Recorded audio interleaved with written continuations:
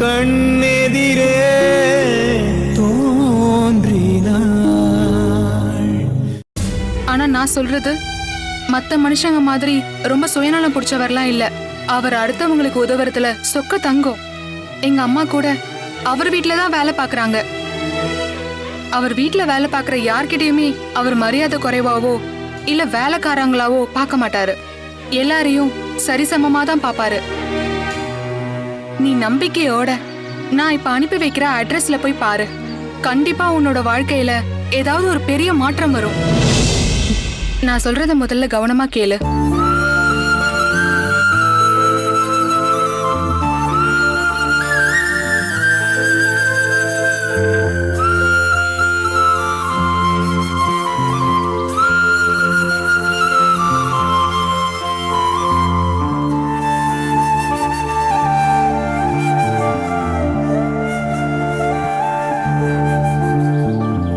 கிளம்பு சக்தி. இவ்ளோ நாள் உன் கூட பழகுன எனக்கு ஏதோ என்னால முடிஞ்ச சின்ன உதவி இதுதான். என்னது சின்ன உதவியா?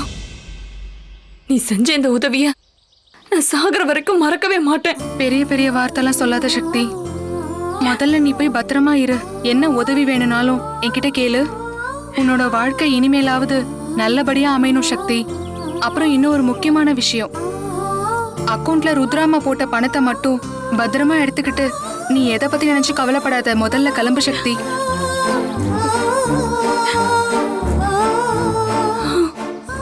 சரி சக்தி, நேரமாச்சு. இந்து அம்மா யாராவது தேட போறாங்க. நான் கிளம்புறேன். பார்த்து பத்திரமா இரு.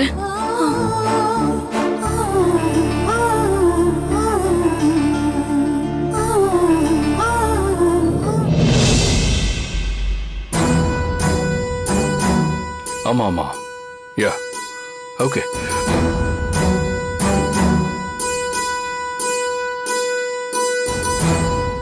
என்ன மாமா இன்னும் தூங்காம எந்த நேரத்தில் கம்பெனி ஃபைல்ஸ் எல்லாம் பார்த்துட்டு இருக்கீங்க? என்ன பண்றது சிவா, மும்பையில் இருக்கிற கம்பெனியில பெரிய ப்ராப்ளம் போயிட்டு இருக்குன்னு உனக்கே நல்லா தெரியும். ருத்ரா அங்க இருந்தா மட்டும்தான் நிலைமையை சமாளிக்க முடியுங்கிறதுனால உன் அத்தைய அங்க அனுப்பியாச்சு. இனி இங்க இருக்கிற ஒர்க்கை நாம தானே கவனமா பார்த்துக்கணும். ஏமாமா, அதான் நானும் அனிதாவும் இருக்கோம்ல, அப்புறம் எதுக்கு இவ்வளோ ப்ரெஷர் எடுத்துக்கிறீங்க? ஃப்ரீயாக விடுங்க மாமா. இப்போ வரைக்கும் நீங்கள் பார்த்த கம்பெனி ஃபைல்ஸில் ஏதாவது குறை இருந்துச்சுன்னா அதை மட்டும் ஹைலைட் பண்ணுங்க. அதை நம்ம மேனேஜர் அருணாச்சலம் கிளியர் பண்ணி அத்தைக்கு அனுப்பிடுவார். அதுக்கப்புறம் அத்தை ஓகே பண்ணி எல்லா வேலையும் ஆட்டோமேட்டிக்காக எப்பவும் போல நடக்கும். சரி மாமா, பார்த்துக்கோங்க. சிவா ஒரு நிமிஷம். இவ்வளோ நேரம் நான் தூங்காம முழிச்சிட்டு இருந்தது ஃபைல் பார்க்கறதுக்காக மட்டும் இல்லைப்பா. நீ வந்ததுக்கு அப்புறம் உங்ககிட்ட ஒரு முக்கியமான விஷயம் டிஸ்கஸ் பண்ணணும்னு தான் நான் வெயிட் பண்ணிட்டு இருக்கேன். சொல்லுங்க மாமா.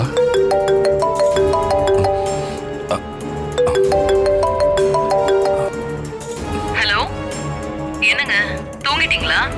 ரொம்ப நேரமா நான் உங்களுக்கு ட்ரை பண்ணிட்டு இருந்தேன். இப்பதான் லைன் கிடைச்சது. இல்ல ருத்ரா, இன்னும் தூங்கல.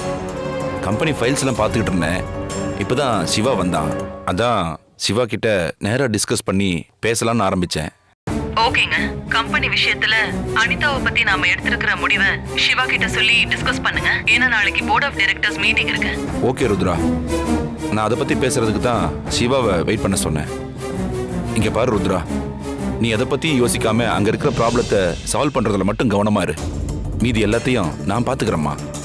ஓகேங்க, நீங்களும் மறக்காம டேப்லெட்ஸ் எல்லாம் போட்டுக்கோங்க. ரொம்ப ஸ்ட்ரெயின் பண்ணிக்காம கொஞ்சம் ரெஸ்ட் எடுங்க. நான் நாளைக்கு மார்னிங் கால் பண்றேன்.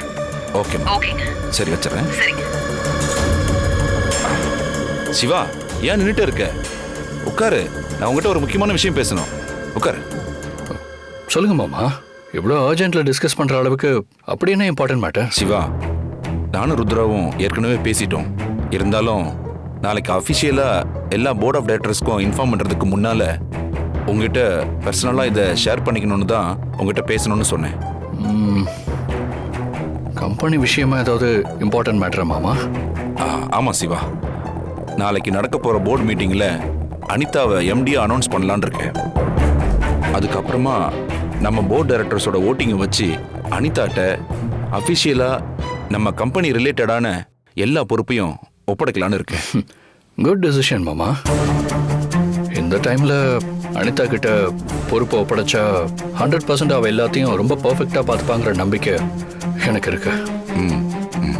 அதோட மட்டும் இல்லாம அவளும் கொஞ்சம் பெட்டரா ஃபீல் பண்ணுவா. கண்டிப்பா சிவா, ருத்ரா இல்லாத இந்த டைம்ல கண்டிப்பா ஒவ்வொரு ஒர்க்கையும் அனிதா ரொம்ப சேலஞ்சிங்கா எடுத்து பண்ணுவான்னு எனக்கு நம்பிக்கை இருக்கு.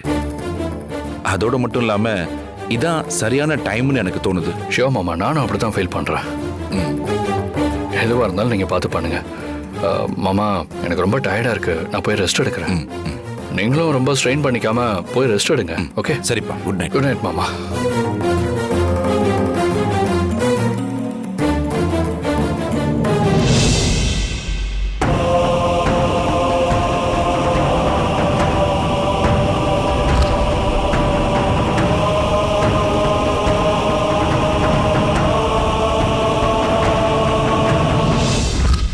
இந்த குமாரசாமி பிரச்சனை மட்டும் இல்லைன்னா எங்க குடும்பம் ஓரளவுக்கு நிம்மதியா இருக்கும். கனவுல கண்டது என் கண்ணு முன்னாடி வந்து போகும்போதே என் உடம்பெல்லாம் நடுங்குது. வெளியே போன காயத்ரி அப்பா எப்படியாவது பணத்தோட வரணும். அப்பதான் எங்களால மானத்தோட இருக்க முடியும். இல்லனா நாளைக்கு அந்த குமாரசாமி வந்து கேவலப்படுத்தி விட்டுருவான். லக்ஷ்மி, என்னங்க? உட்காருங்க. அப்பா வாங்கப்பா. உட்காருங்கம்மா. உட்காருங்க. ஏங்க, என்னாச்சுங்க? போன இடத்துல பணம் கிடைச்சதா? என்னங்க, நான் கேட்டுட்டு இருக்கேன், நீங்க சிரிச்சிட்டு பதில் சொல்லாம அப்படியே உட்கார்ந்துட்டு இருக்கீங்க. என்ன சொல்லுங்க, பணம் கிடைச்சதா? பின்ன கிடைக்காம? அதெல்லாம் போன இடத்துல பணம் கிடைச்சிருச்சு.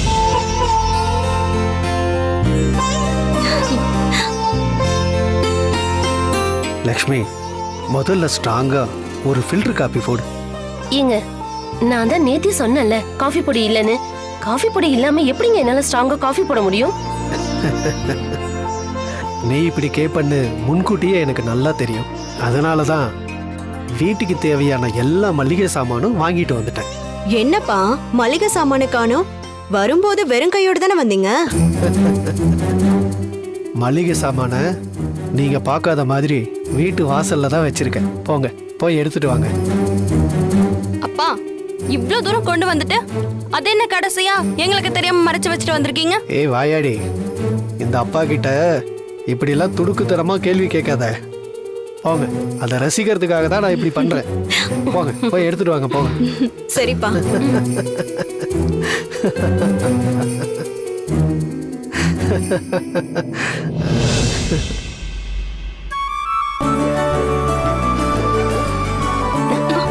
ஐயோ, அப்பா. ஆ? என்னப்பா இவ்ளோ வெயிட்டா இருக்கு? ஆமா, ஏங்க இவ்ளோ வாங்கிட்டு வந்திருக்கீங்க? லக்ஷ்மி, போன இடத்துல பணம் கிடைச்சது மட்டும் இல்லாம கூடவே 2 கேட்டரிங் கார்டும் கிடைச்சது. இப்படியே தொடர்ந்து ஆர்டர் வர ஆரம்பிச்சதுன்னா மறுபடியும் நம்ம பழைய மாதிரியே வசதியா வாழ ஆரம்பிச்சிடலாம். இனிமே பாருங்க, நம்ம வாழ்க்கை ரொம்ப சந்தோஷமா இருக்க போகுது. அப்பா, வர காசுல உங்க கடன் அடைச்சது போக எனக்கு ஒரு 50,000 கொடுங்கப்பா. நான் அந்த அமௌண்ட்டை பே பண்ணி நர்ஸ் வேலைக்கு சேர்ந்துட்டா நானும் ஹெல்ப் பண்ணுவேன்ல. அப்புறம் நமக்கு எந்த சூழ்நிலையிலையும் யார்கிட்டயும் கடன் வாங்குற மாதிரி இருக்காது. அவ்வளவுதானடா, பண்ணிட்டா போச்சு. போனா அப்பாதான்.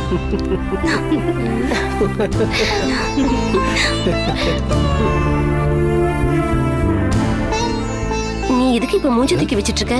ஏன் உங்களுக்கு தெரியாதா? ஆமா தாயே, என்ன ஆளை விடு. நீ செல்லம் கொஞ்சறதுக்கெல்லாம் உங்க அப்பா தான் சரியான ஆளு. இனிமே நீயாச்சு உங்க அப்பாவாச்சு. எனக்கும் தலை வலிக்குது. நான் போய் எல்லாருக்கும் காஃபி போட்டு எடுத்துட்டு வரேன். காஃபி பொடி பால் எங்கங்க? அந்த மஞ்ச பையில தான் இருக்கு. மஞ்ச பையிலையா? தள்ளு, இதுவா? ஏய் செல்லக்குட்டி, நீ சொன்னது எனக்கு நல்லா ஞாபகம் இருக்கு. அக்காவுக்கு பண்றேன்னு சொல்லிட்டு என்னோட செல்ல பொண்ணு உனக்கு நான் பண்ணாம இருப்பேனா? நீ கேட்ட காலேஜ் ஃபீஸ் எல்லாமே பண்ணிடலாம். ஓகே? நீ இனிமே எதை நினைச்சும் கவலைப்படாத, சரியா? அப்பானா அப்பாதான். சந்தோஷமா? ஏ வாலு, காலையில இருந்து காஃபி காஃபின்னு அடம் பிடிச்சல, இந்த குடி. குடு. இந்தாம்மா. எனக்கு தான் ஃபர்ஸ்ட். சூடா இருக்குங்க.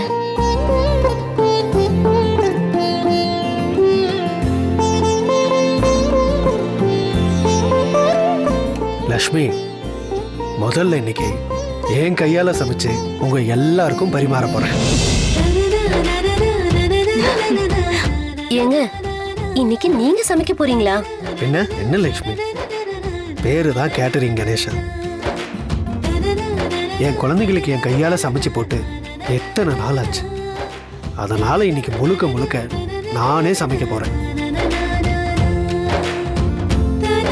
கூடிய சீக்கிரம் மறுபடியும் நம்ம கேட்டரிங் ரொம்ப பெருசா ஆரம்பிச்சு அடுத்து நிறைய ஆர்டர் எடுக்கணும். என்னோட 2 பிள்ளைங்களோட கல்யாணத்தையும் இந்த ஜில்லாவே ஆச்சரியப்படுற அளவுக்கு ஜாமுன்னு நடத்த போறோம்.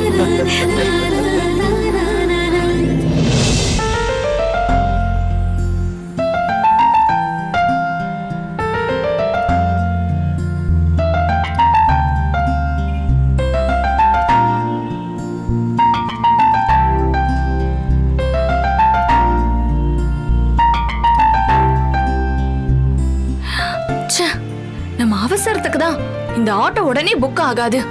ஏற்கனவே டைம் ஆயிட்டு இருக்கு. நம்ம இப்போ உடனடியா வீட்டுக்கு போயிட்டு கிளம்பி போனாதான் பிரியா சொன்ன அட்ரஸுக்கு நம்மளால சீக்கிரமா போய் சேர முடியும். உண்மையிலேயே பிரியாவுக்கு ரொம்ப பெருந்தன்மையான மனசுதான். பிரியாக்கும் அந்த சித்தார்த்த சாருக்கும் உண்மையிலேயே நான் ரொம்ப கடமைப்பட்டிருக்கேன்.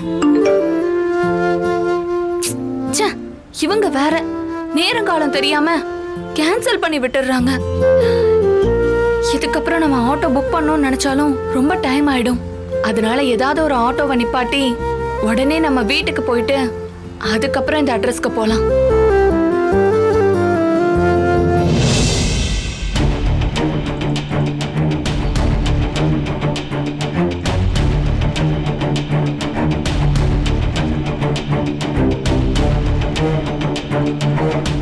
ரத்னம், அம்மா, அவசரமா ஃபோன் பண்ணீங்களே, ஏதோ முக்கியமான விஷயம் பேசணும்னு சொன்னீங்க. பதறி அடிச்சுட்டு ஓடி வந்திருக்கேன். என்னம்மா விஷயம்? பதட்டப்படாத ரத்னம். முதல்ல உன் வாழ்க்கை எப்படி போயிட்டு இருக்கு? எந்த பிரச்சனையும் இல்லாம நார்மலா போயிட்டு இருக்கா, இல்ல ரோலர் கோஸ்டர் மாதிரி உன்னை புரட்டி போட்டுட்டு இருக்கா? ஏதோ போயிட்டு இருக்குமா. எப்ப என் சீதா என்னை விட்டு போனாலும் அப்பவே என் நிம்மதியெல்லாம் என்னை விட்டு போயிடுச்சு. ஓ அப்படியா? நீ நிம்மதி இல்லாம திரியறியா? எனக்கு என்னமோ இப்பதான் நீ நினைச்சதெல்லாம் முடிஞ்சு ரொம்ப சந்தோஷமா இருக்கிற மாதிரி எனக்கு தோணுது. நீ என்னடானா உன்னை பத்தி எதுவுமே தெரியாத மத்தவங்க கிட்ட பேசுற மாதிரியே என்கிட்டயும் பேசுறிய ரத்னம். என்ன இந்த பொம்பளை வந்ததுல இருந்து ஏதோ பொடி வச்சு நக்கலா பேசுற மாதிரி இருக்கு. ஹலோ, என்ன யோசிச்சுட்டு இருக்க? எனக்கு நீ ஒரு உதவி பண்ணணும். அதுக்காக தான் இப்ப நான் உன்னை இங்க வர சொன்னேன். சொல்லுங்கம்மா, என்னால முடிஞ்ச உதவிய உங்களுக்காக செய்ய நான் தயாரா இருக்கேன். என்ன ரத்னம் இப்படி சொல்லிட்ட? முடிஞ்சா உதவி செய்யறேன்னு மட்டும் நீ என்கிட்ட சொல்லாத. ஏன்னா உன்னால மட்டும்தான் அந்த உதவிய செய்ய முடியும். அதனாலதான் உன்கிட்ட வந்து கேக்குறேன்.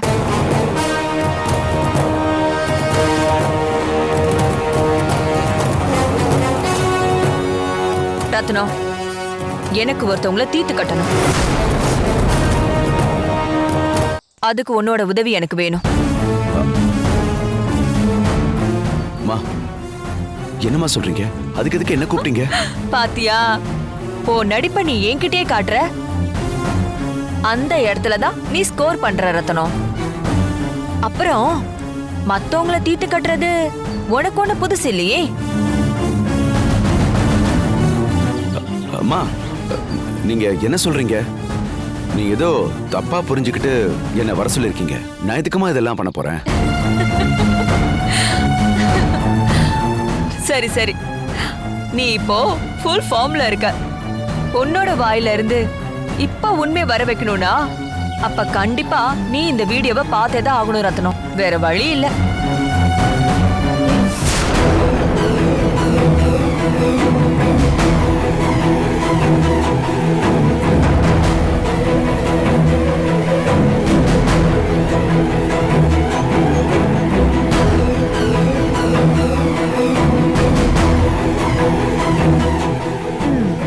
ரத்னம்?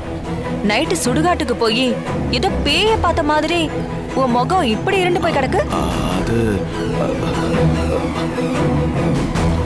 இல்லம்மா, அது ஷோ, இதுக்கப்புறம் இந்த வந்து போய் இதெல்லாம் வேணாம். நாம 2 பேருமே பெரிய மனுஷங்க. அதனால இனிமேலாவது பெரிய மனுஷங்க மாதிரி பேசலாமா? இப்ப கூட இந்த வீடியோவை நான் உன்கிட்ட ஏன் காட்டினேன் தெரியுமா? நாளுக்கு நாள் உன் நடிப்பு லெவல் டெவலப் ஆகி வேற லெவலுக்கு போயிட்டியா? அதனால உன்ன மாதிரி ஆட்கள் எல்லாம் நடிப்பை நிப்பாட்டி நார்மல் மூடுக்கு கொண்டு வரணும்னா இந்த மாதிரியான ஏதாவது ஒரு ஆயுதம் கையில இருந்தா மட்டும்தான் ரியல் லைஃப்ல இருந்து ரியல் லைஃபுக்கு கொண்டு வர முடியும். இப்ப நீ வந்துட்டேன்னு நினைக்கிறேன். அதனால இப்ப நம்ம கமலஹாசன் பாணிலேயே கேக்குறேன். ஆரம்பிக்கலாமா ரத்னம்? சொல்லுங்கம்மா, நான் இப்ப என்ன செய்யணும்? பரவாயில்லையே, நேரா விஷயத்துக்கே வந்துட்ட. நீ என்ன பண்ணணும்னு நான் அப்புறமா சொல்றேன். இப்ப நான் கேக்குற கேள்விக்கு மட்டும் நீ பதில் சொல்லு. என் பொண்ணு திவ்யாவை ஜெயில்ல வச்சு கொலை பண்ண ட்ரை பண்ணது நீதானே? என்ன ரத்னம், பதில் எதுவும் பேசாம இப்படி அமைதியா நிக்கிற? சொல்லு, அது நீதானே? சாலக்குடி சித்திரவை வச்சு திவ்யாவை ஜெயில போட்டு தள்ளணும்னு நாம போட்ட ஸ்கெட்சு எப்படி இவளுக்கு தெரிஞ்சது? இந்த விஷயம் மட்டும்தான் தெரியுமா? இல்ல கமலாவில் ஆரம்பிச்சு சீதா வரைக்கும் நம்ம பண்ண எல்லா வேலையும் இந்த பொம்பளைக்கு தெரியுமா? ரத்னம், ஆமா. நீ உன்னோட மைண்ட் வாய்ஸ்ல என்ன யோசிக்கிற, எதனால வாயடிச்சு போய் நிக்கிறேங்கிறது எல்லாமே எனக்கு தெரியும். ஆனா எனக்கு உன்னை பத்தி என்னென்ன தெரியுங்கிறது எதுவுமே உனக்கு தெரியாது. நேரம் காலம் வரும்போது இப்ப நான் உன்கிட்ட காமிச்ச வீடியோ மாதிரி அப்பப்ப காட்டுறேன். இப்போ நீ என்கிட்ட என்ன பண்ணணும்னு கேட்டல, சொல்ற, கவனமா கேட்டுக்கோ. நான் உனக்கு ஒரு அசைன்மெண்ட் கொடுக்கறேன். காதும் காதும் வச்ச மாதிரி அத உனக்கும் எனக்கும் மட்டும்தான் தெரியணும். விஷயம் வெளியில வேற எங்கேயுமே லீக் ஆயிடக்கூடாது. என்னம்மா சொல்லுங்க. திவ்யா என்னோட பொண்ணா இருந்தாலும் அவளால எனக்கு 10 பைசா பிரயோஜனமே இல்லை. அப்புறம் அவ என்னோட பொண்ணாவே இருந்தாலும் எனக்கு அப்பப்போ ரொம்ப டார்ச்சர் கொடுக்குறா. அதனால இப்ப நீ ஜெயில வச்சு ட்ரை பண்ண பாத்தியா, அத உண்மையாக்கி. என்ன புரியலையா? என் பொண்ணு திவ்யாவோட கதைய முடிச்சு விட்டுரு. சரி ரத்னம், ஏதாவது ஏற்பாடு பண்ணிட்டு எனக்கு தகவல் சொல்லி அனுப்பு. இதுக்காக தான் நான் உன்னை வர சொன்னேன். மறுபடியும் சொல்றேன், கொடுத்த அசைன்மெண்ட்டை மறந்துடாத. இப்ப நான் கிளம்புறேன்.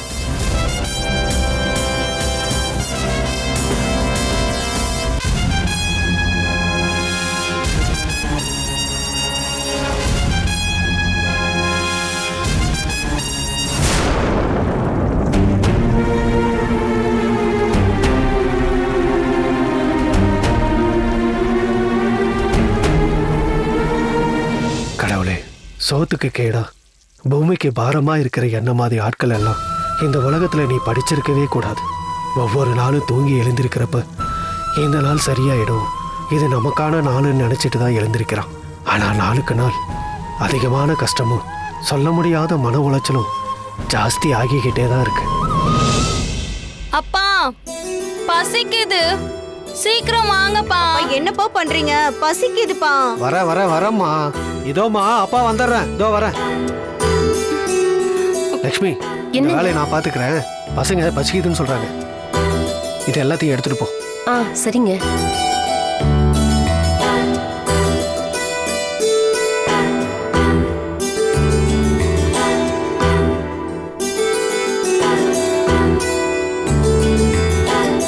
அப்படி வச்சிருங்க.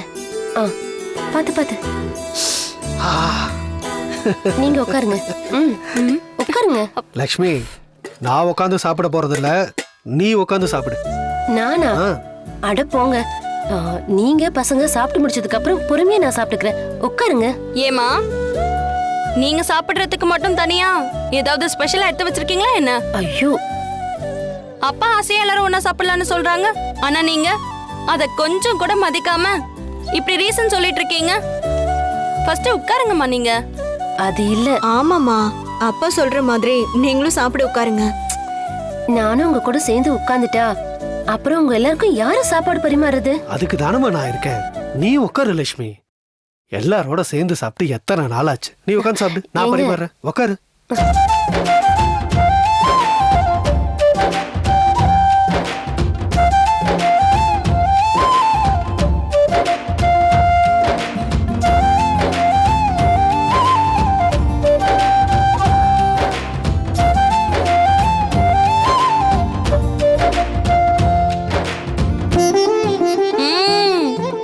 சூப்பரா இருக்குப்பா.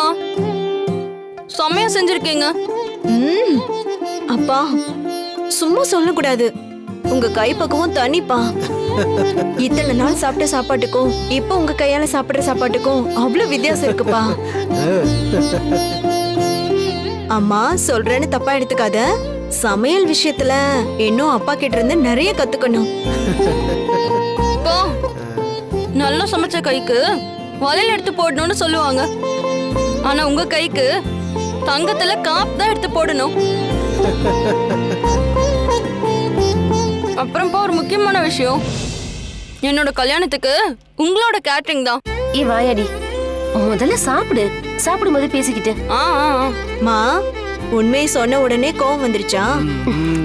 அப்பா, நான் கூட உங்களை மாதிரி சமைக்க தெரிஞ்சவனை தான் கல்யாணம் பண்ணிப்பேன். இல்லனா கடைசி வரைக்கும் கல்யாணமே பண்ணிக்க மாட்டேன். என்ன பேசுறா?